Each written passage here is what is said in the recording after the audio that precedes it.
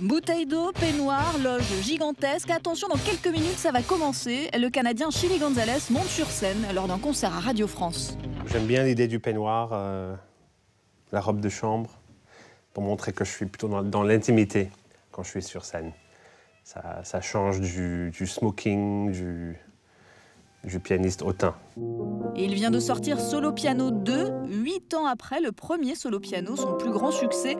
L'artiste revient avec cette suite simple mais efficace, un retour au classique et à la pureté du piano.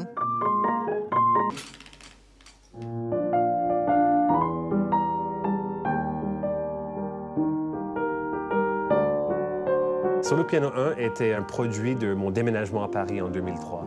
Et il a un ton particulièrement français. Et c'est vrai que cet album est beaucoup plus pop, il est beaucoup plus américain quelque part. J'avais peur que ma génération n'était pas vraiment prête de s'ouvrir à un pianiste. Bon, maintenant, je peux être plus moi-même. J'ai plus honte d'être pianiste virtuose. Je peux le montrer, mais pas que ça non plus. Non, pas que ça, car Chilly González est un caméléon, producteur, entertainer, passé du rap à l'électro, a collaboré avec Daft Punk et Boys Noize, entre autres. Au total, 9 albums sans finalement jamais cesser de revenir à la source, le piano. C'est vrai que si on enlevait toute la production de Boys Noize, on aurait retrouvé quelque part du solo piano. Et si on enlève mes raps et on enlève l'orchestration, ben, à un moment, on va trouver mon piano. Donc pour moi, il est toujours là, même s'il est un peu caché ou enterré. Mais je ne suis pas capable à faire tout ça sans le piano. Je ne suis pas capable à même être devant une caméra et porter ma robe de chambre sans que le piano soit là devant moi. Jamais sans mon piano, alors est-ce qu'il lui arrive parfois de dormir avec son piano? Des fois, je dors dessous le piano quand je fais une séance de répétition particulièrement longue.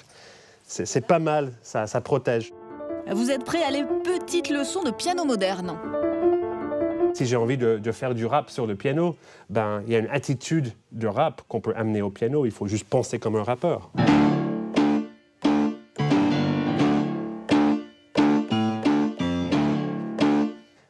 Ça, c'est tout un travail que j'aurais pas pu faire sur Solo Piano 1 parce que j'étais moins confiance sur le piano, vraiment. C'était beaucoup plus main gauche plus main droite.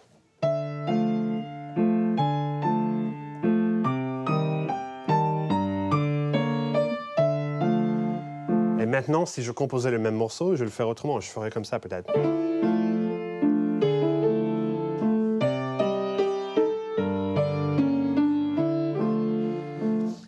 Et là, je dirais qu'il y a plus, c'est plus la troisième main invisible du piano qui ressort. C'est vrai qu'on est loin de Richard Klederman. Ça lui vient d'où cette maîtrise absolue et actuelle du piano? À peu près 3 ans, mon grand-père m'a commencé des leçons de piano. Il croyait que la musique européenne était supérieure à la musique américaine. Et c'est marrant parce que l'histoire de ma carrière, c'est un peu l'histoire de l'Europe contre l'Amérique, l'art contre entertainment. Donc j'avais ces leçons qui disaient que Richard Wagner était Dieu. Mais pour moi, je regardais MTV et je croyais que Michael Jackson était Dieu. Et s'il existait un dieu du piano, pour nous, il s'appellerait Chilly González.